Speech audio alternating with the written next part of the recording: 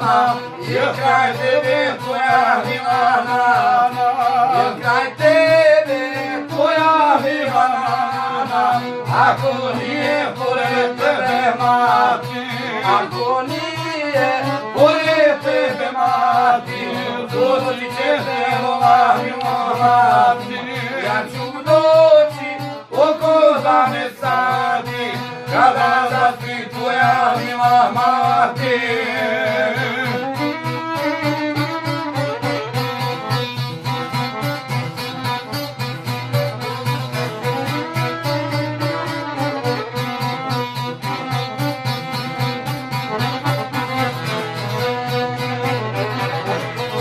Kada dođe puno glodova, neka bude otvorena soba, samo ću te dušo mi volati, tvoja majka neće ništa znati.